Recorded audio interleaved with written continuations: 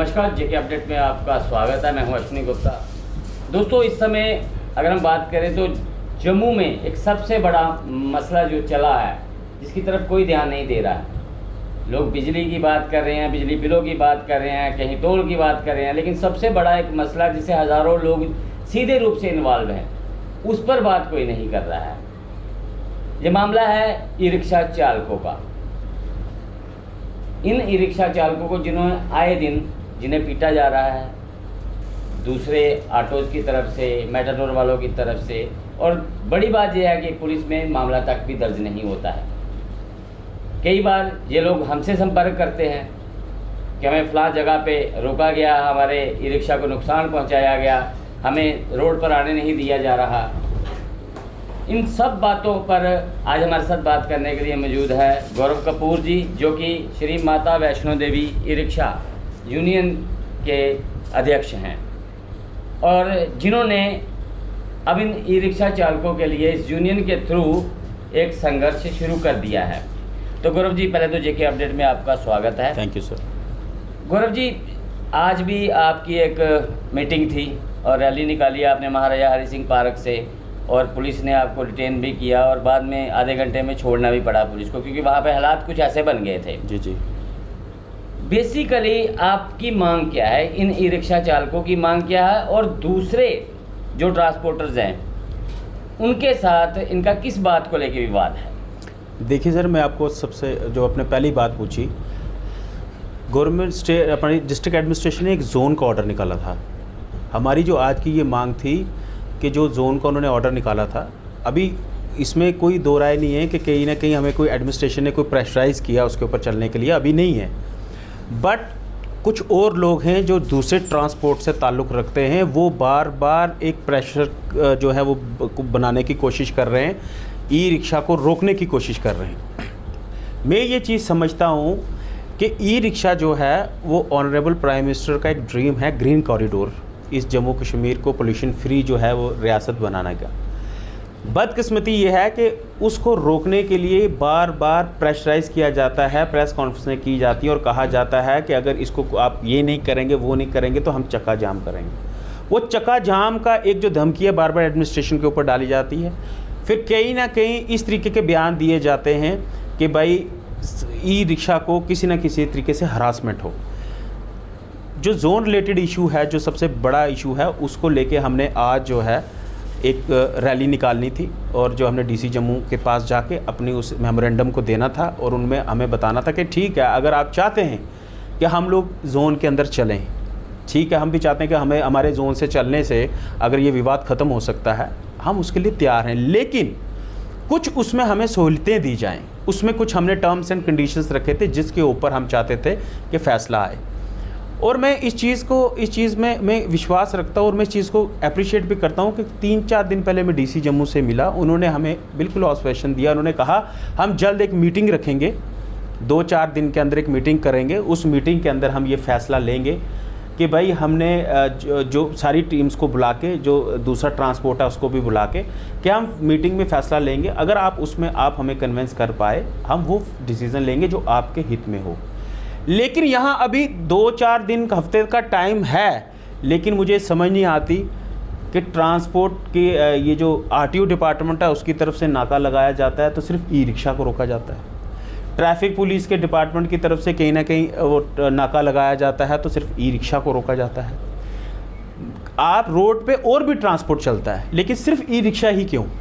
ठीक है, अगर आप उनके कागज़ नहीं है, उनके डॉक्यूमेंट्स नहीं है, जो लीगल वे बनता है वो आप चलान करें, बट ये हरासमेंट कहीं ना कहीं बनती जा रही है। इस हरासमेंट को रोकने के लिए आज हमने एक मेमोरेंडम देना था, जो आपने देखा कि मुझे पुलिस ने डिटेन कर लिया था, लेकिन मजबूरन हमारे लड़कों ने हिम्मत रखी और जल्दी उन्होंने मुझे रिलीज़ कर दिया। फिर हमने कहीं ना कहीं एडिशनल डीसी ऑफिस गए, डीसी साहब की मीटिंग में थे तो एडिशनल डीसी साहब को हमने मेमोरेंडम दे दिया। हम ये चाहते हैं विवाद ख़त्म हो, लेकिन टेबल पर बैठ के। आप सोचते हैं कि धमका के, प्रेशराइज करके एडमिनिस्ट्रेशन के ऊपर और हमारे ऊपर आप इस तरीके से प्रेशर करेंगे और विवाद ख़त्म होगा? ये विवाद बिल्कुल नहीं ख़त्म होगा। और जब तक आप मेन रिप्रेजेंटेटिव्स को नहीं लेके चलते ई रिक्शा को, बदकिस्मती यहाँ ये है कि जो सेल्फ मेड लोग खुद सेल्फ मेड बन के बैठे हैं, वो आगे भी सेल्फ मेड टीम बना रहे हैं। उन लोगों को साथ ले रहे हैं जिनके पास 50 ई रिक्शा नहीं है। आज आपने सड़क पे देख लिया, हज़ारों के हिसाब से ई रिक्शा था, और इससे पहले भी मेरी 2-3 रैलीज़ में आपने देखा होगा कि हमारी रैलीज़ में हमेशा जो है हज़ारों के हिसाब से ई रिक्शा होता है। तो जब तक जो मेन रिप्रेजेंट ई रिक्शा को कर रहे हैं आप उनसे बात नहीं करेंगे, आप सेल्फ मेड लोगों को लेके जाएंगे, तो ये मसला कभी भी हल नहीं हो पाएगा। अब मेजर सिटी की अगर हम बात करें, जो भी बड़े शहर हैं, क्या वहाँ पर भी ई रिक्शा जोन वाइज चलता है? अगर मैं बहुत से शहरों में गया हूँ, अमृतसर गया था, जलंधर, लुधियाना, चंडीगढ़, इन शहरों में मैं तो कहीं से भी ई रिक्शा में बैठ जाता हूँ।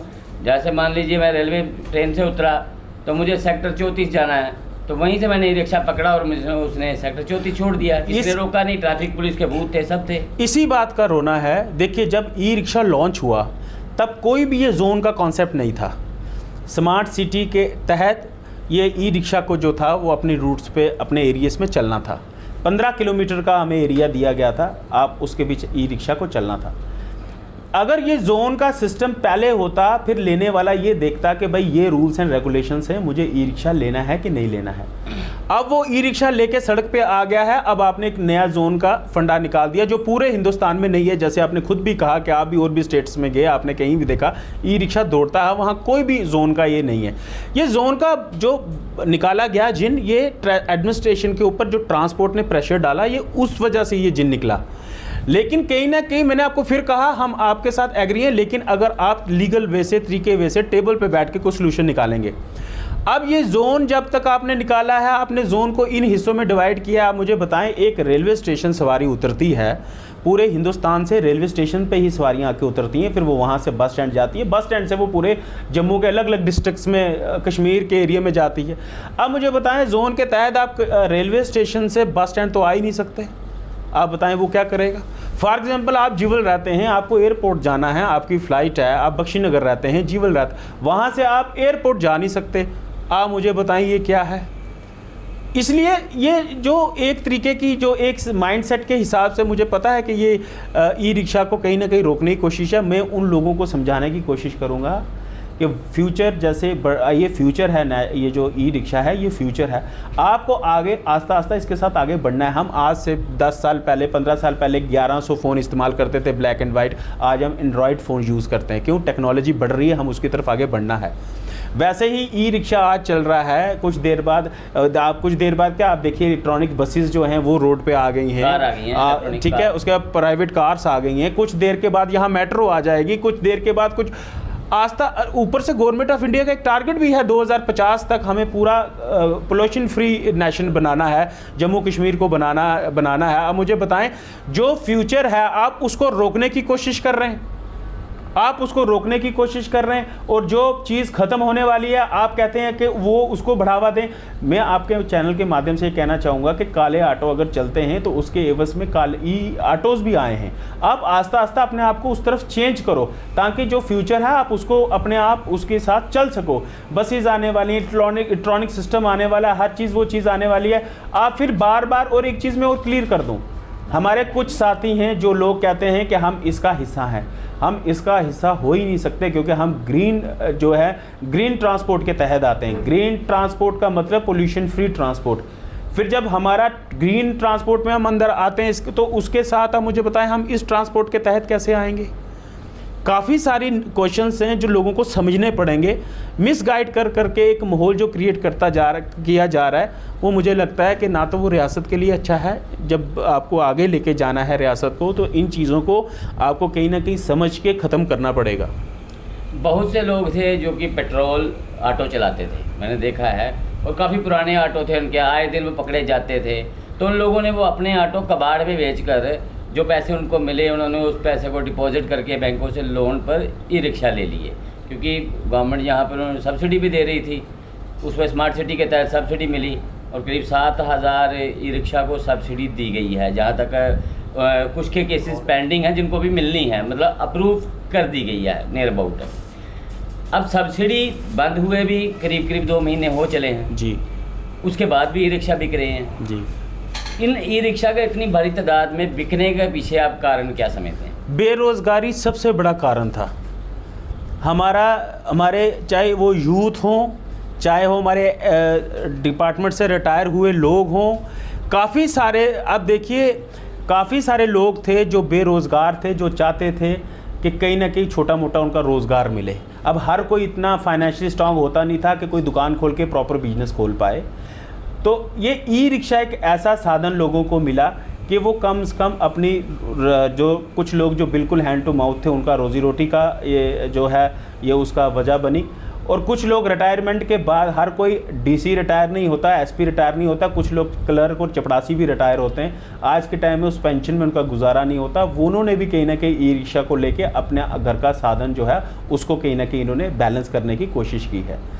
तो इसीलिए ई रिक्शा, दूसरी बात आप देखिए, काले ऑटो हो या मेटाडोर हो, उसमें इस पे सवारी बैठना खुद पसंद करती है। आप सड़कों पे, मेरे कहने पे मैं आपसे रिक्वेस्ट करूंगा कि आप एक सर्वे करके देखें कि लोगों से आप खुद पूछें, लोग खुद ई रिक्शा को रोकते हैं एज कम्पेयर टू काला ऑटो या मेटाडोर। उसका एक कारण, बड़ा कारण हम जानते हैं, हमने लोगों से बात की थी कि जैसे अब शास्त्री नगर से किसी को गांधीनगर जाना है तो ई रिक्शा में बैठेगा, 50 रुपए देगा, 20 रुपए, 30 रुपए देगा।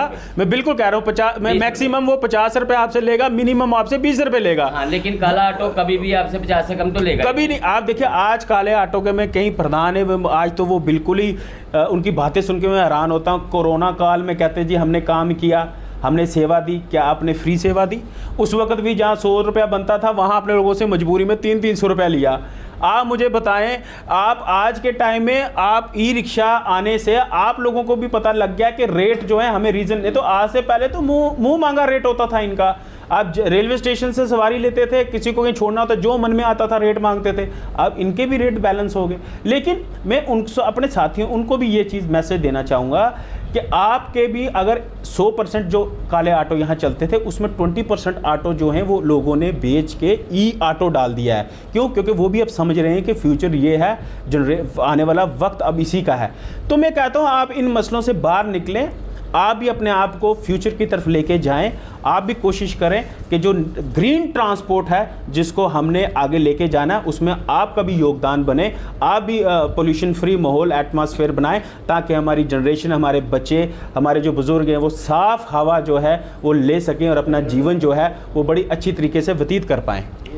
गौरव जी, आप पर भी आरोप है कि आपने जो यूनियन बनाई है, सेल्फ मेड यूनियन है और कोई इसका इलेक्शन नहीं हुआ, ऐसे आरोप लगते हैं आप पर जी। इस पर आप क्या कहेंगे? मैं आपका थैंक्स करूंगा कि आपने ये सवाल मेरे से पूछा, क्योंकि बड़ी इंपॉर्टेंट बात मैं आपकी इस चीज़ को क्लियर करना चाहता हूँ। मैं जो प्रधान बना हूँ, मैंने जो अपनी यूनियन बनाई है Shri Mata Vaishno Devi e rickshaw union में, उसका प्रेसिडेंट हूँ। मैं कभी ये चीज़ आज तक नहीं कही कि मैं all J and K e rickshaw union का प्रेसिडेंट हूँ।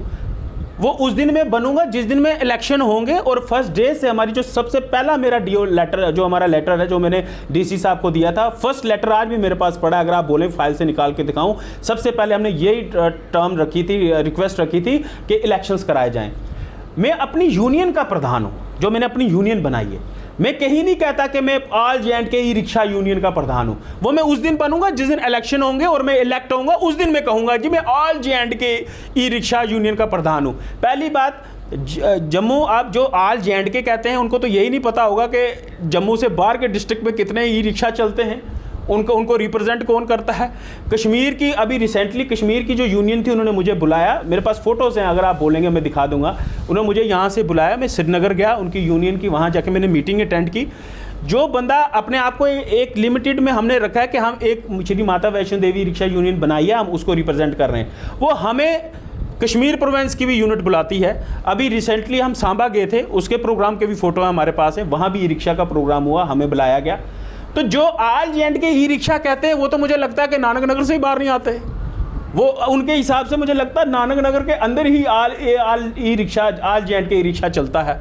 तो पहले इस चीज़ को जस्टिफाई मैंने आपके चैनल से किया कि हम अभी इलेक्शन जब लड़ेंगे तब हम कहेंगे all J and K e rickshaw के प्रेसिडेंट। अभी हम सिर्फ अपनी जो यूनियन बनाई है, हम सिर्फ उसके प्रधान हैं। क्या आपने सरकार को इलेक्शन करवाने के लिए कोई मेमोरेंडम दिया है इस बारे में? बिल्कुल हमने दिया, फर्स्ट डे को दिया था हमने, तब लवासा मैम डीसी जम्मू थी, हमने उनको फर्स्ट डे दिया था। हमने कहा था उसमें एक टर्म्स एंड कंडीशंस थी कि अगर इलेक्शंस हो तो ये थोड़ी टर्म्स एंड कंडीशन होनी चाहिए, हमने उसको फिल करना था और हम ऑलमोस्ट 90% उसको कर चुके हैं। जिस दिन हमारा वो कंप्लीट हो जाएगा उस दिन तो हम बिल्कुल इस चीज़ को डिमांड उठाएंगे और as soon as possible request करेंगे कि यहाँ इलेक्शन कराया जाए, ताकि कम से कम पहले दो दड़ों से पहले एक दड़ा बने, फिर एक दड़ा जो है वो ई रिक्शा का बात करे, चाहे वो जितने भी अलग अलग विंग्स हों जो भी उनसे बात करें, क्योंकि यहाँ एक आदमी 50 ई रिक्शा लेके चल रहा है, एक आदमी 5000 ई रिक्शा लेके चल रहा है। वो 50 ई रिक्शा वाला जाके किसी की झोली में बैठ गया जो अपने आप को सेल्फ मेड बना के बैठे हुए हैं सिर्फ अपने आप को एक कहीं शेल्टर लेने के लिए। अब वो उनका शेल्टर हमारे जो जेन्युइन 5000 ई रिक्शा हैं उनको परेशान करता है। तो कहीं ना कहीं हम उम्मीद करते हैं कि जल्दी ये मसले ख़त्म हो, हमारा ई रिक्शा जो है वो शांति से चले और हम अपनी रियासत को पोल्यूशन फ्री रियासत की तरफ लेके चलें।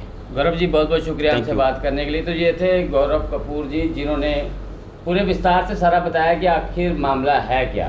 यहाँ ट्रांसपोर्टरों और ई रिक्शा जो अगर हम बात करें चालकों में यही सबसे बड़ा विवाद चल रहा है। विवाद यही है, एक जाहिर सी बात है अगर कोई नई चीज़ आएगी तो पुरानी पर उसका इफ़ेक्ट पड़ेगा, तो हो यही रहा है। अब जो पुराने ऑटो थे, मेटाडोर्स है, उन पर सवारी जो है चढ़ने से अब कतरा रही है, क्योंकि सवारी मेटाडोर में अगर बैठती है वो गंगयाल से बैठेगी, शास्त्री नगर उतर जाएगी, जहाँ गंगयाल से बैठेगी तो सतवारी में उतर जाएगी। लेकिन अगर उसे सतवारी कंटोनमेंट एरिया के अंदर जाना है तो उसे ई रिक्शा ही सूट करेगा। तो उसको यही लगता है कि पहले मैं 15 रुपये किराया यहाँ से दूंगे, उसके बाद आगे फिर मुझे किराया देना है, तो उससे बेस्ट है कि पहले ही ई रिक्शा में बैठा जाए तो सीधा अपने घर पे जा पहुँच सके।